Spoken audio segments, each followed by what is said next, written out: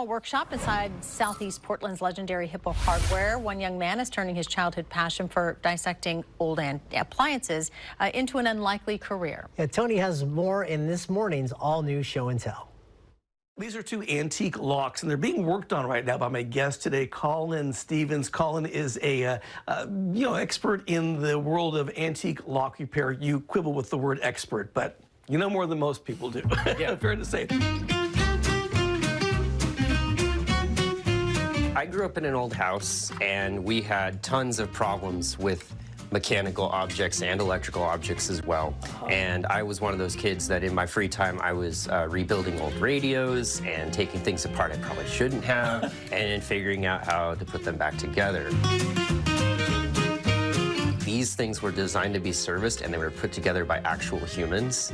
And so generally, if you can source the parts and find the right springs for these things, you can keep these running forever. Do you find that it's difficult to find parts, though, for locks that are no longer made? I mean, how do you do that? Yes and no. I have a backlog of things for sure that need certain parts that are a needle in a haystack. Also, often when people are working on an old home, if they have any extra parts or pieces they don't need, we will give them a trade credit as an incentive, because it kind of keeps the ball rolling. You know, I can fix up their stuff, and then I get more parts for my database of parts as well. So there's a whole world of lock exchanging going on that I've known nothing about. Yeah. When you're working on an object like that, what's going through your mind? Something like this. I want that door to be period to the house that was built that way. So if we can have something that lasts forever, is rebuildable by humans, and meant for use by humans who are just gonna keep things the same way, I'm kind of for it in that way. Are you ever surprised at what you find inside? When you open? Yeah. Like what? What would surprise us? So many things. People put, kids will put beads in them. There'll be broken key ends in them.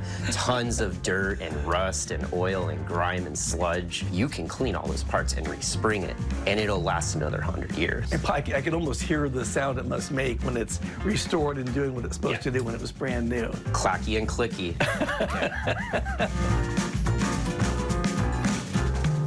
Great to meet you. Nice to meet you. Beautiful work that you're doing here, and wish you the best of luck. Thank you. Yeah. One piece at a time is what I always say. Yeah, he's only 24, but already you see what a character. By the way, hands filthy. You know that smell you get when you touch old metal stuff? Yeah. Constant. But he washes his hands every day. He goes home and has to kind of like deal with that whole aspect of it. But yeah. That is a quintessentially Portland character right there. Exactly. From his dress to his profession to you name it. He used to sell old hats at Portland Saturday Market, and it wasn't like tactile enough for him. So he sort of found a way to channel that kind of childhood energy into vocation Such a unique job. Yeah. It's cool. Pop by Hippo Hardware and say hi. Yeah. Look for the guy in the straw boater hat. Hippo Hardware is just Does he have like a little thing where you can just watch him work back there? Yeah, he probably could. Yeah, it's a little window. That's right.